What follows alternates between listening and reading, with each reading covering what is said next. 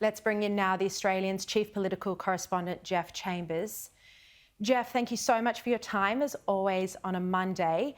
Look, let's start. We're going to get back to the Greens and replay the footage of their, outrageous storming out of Parliament today. But first, let's start with Scott Morrison and Boris Johnson and their solidarity trip to Israel overnight.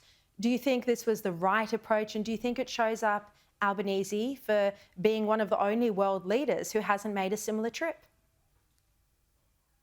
I think it does, Sharri. Scott Morrison and Boris Johnson forged very close relationships during the COVID pandemic, and they've gone there to show their solidarity with Israel and support Benjamin Netanyahu and what's happening over there. When I was in Washington a couple of weeks ago, I asked Anthony Albanese at a press conference next to Joe Biden, and the week before Joe Biden had been there on the ground in Israel, whether he had spoken yet to Benjamin Netanyahu, and he hadn't spoken to him at that point. And I said, are you still striving to speak with the Israel Prime Minister? You got to remember, there'd been dozens of calls and contact between the highest levels of the Israeli government and world leaders. Eventually last week, that contact was made. But there's no surprise that in Israel there are concerns and anxieties about the Albanese government's solidarity and approach to Israel, given their decision to reverse the Morrison government's order around Jerusalem, and also just the deep divisions inside Labor that the Greens, which we will talk about soon, but they're obviously trying to wedge Labor, and everyone from the Greens and some in Labor are just playing the most awful, cheap politics around this horrendous situation. Well, let's go to the Greens and how they walked out of the Senate today. Really shocking display. Let's have a look at it.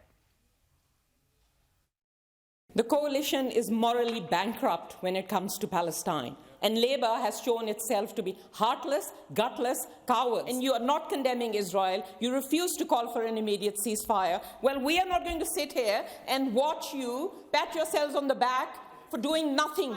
Today, we bring the people's protest into Parliament. Free, free Palestine!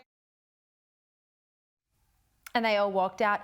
Geoff, we've got a response from Alex Rivchin. He's from the Executive Council of Australian Jewry, and he says that the Greens have shown themselves to be the enemies of peace and launderers for anti-Semites at home and murderous thugs abroad. And he points out that they didn't even manage to condemn the mass atrocities of October 7 without trying to justify them.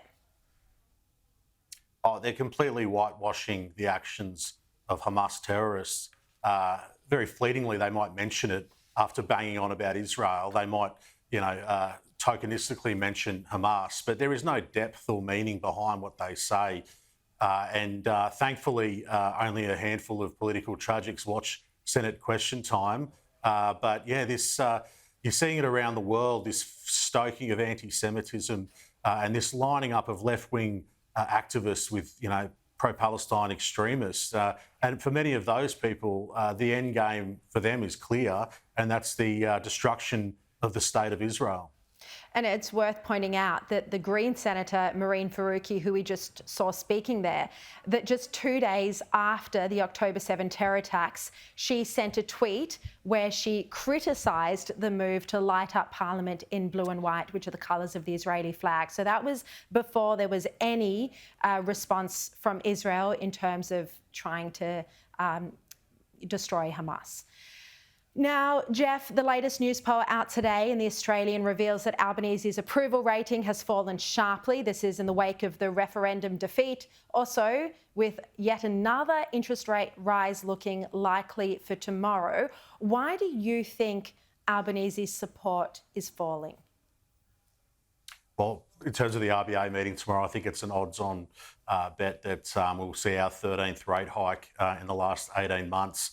Look, Labor strategists and Liberal strategists had expected residual damage to Albanese personally after the referendum defeat, the disaster that was the Voice referendum defeat.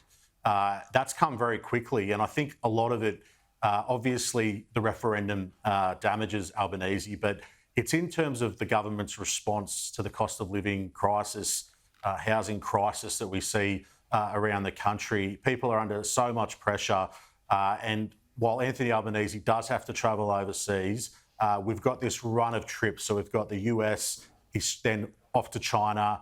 He doesn't even come back to Australia, so he'll go directly from China, refuel onto the Cook Islands tomorrow, and he'll be there for the rest of the week. Then he's off to APEC in San Francisco next week. And then I understand he'll probably have to go to the UN Climate Change Conference in Dubai to round off the trip. So while all this is going on, yeah, it's a lot going on. It's just hardly any time in our country at all when there's so much going on here.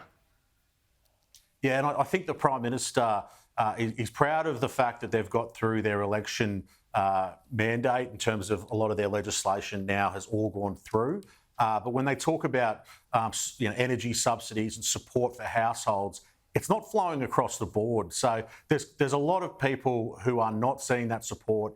And then we've got these global events, which it's only going to keep inflation higher, petrol prices higher, energy and other things higher. So you're going to come into the back end of this year and it's going to take, the government's really going to have to try and be agile and reset.